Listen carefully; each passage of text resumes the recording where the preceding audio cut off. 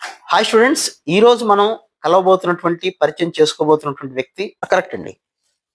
డబ్బులంటే engineering అనేది costly, వాస్తవం. అది ఈఏపీ సెట్ ద్వారా అంటే కొంత నామోషిగా ఫీల్ అవుతున్నారా? జనవరి సెషన్ కి సంబంధించి సబ్జెక్ట్ వైజ్ గా కొద్దిగా మీరు డీప్ అనలైజ్ చేయగలరా?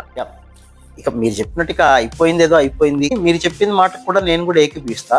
ఈఏపీ సెట్ అనేది చాలా మంది స్టూడెంట్స్ లో ఒక రకమైనటువంటి నెగ్లిజెన్స్ ఉంది.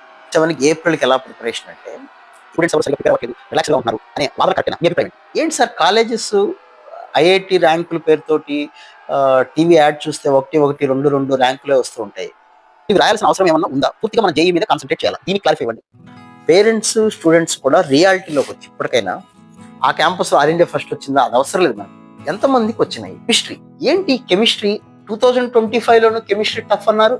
2026 జనవరి పేపర్ లో కూడా కెమిస్ట్రీ టఫ్ అని చాలా మంది స్టూడెంట్స్ ఫీల్ అవుతారు. కాలేజెస్ దగ్గర నుంచా, లేదా స్టూడెంట్స్ లో లోపమా, లేకపోతే ఆ మెటీరియల్స్ ఏంటి? అసలు దాని మీద మీ ఒపీనియన్ ఏంటి? పెద్ద సబ్జెక్ట్ లాంటిదండి. పేరెంట్స్ ని అనటానికి ఏమైనా ఉందా అంటే, ఎవరికైనా ఆశ ఉంటుంది కదా సార్ పిల్లల మీద. మావాడు అంత అవ్వాలి, ఇంత అవ్వాలని ఆశ.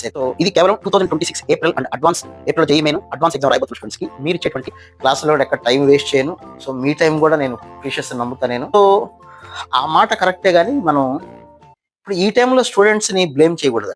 ఇది ఇంటర్వ్యూ మీకు బాగా నచ్చిందని అనుకుంటున్నాను. ఎవరిలో ఎప్పుడు కూడా తక్కువ స్కోర్కే మంచి పర్సంటేజ్ అనేది వస్తుంది. రెండో పాయింట్ ఏంటంటే,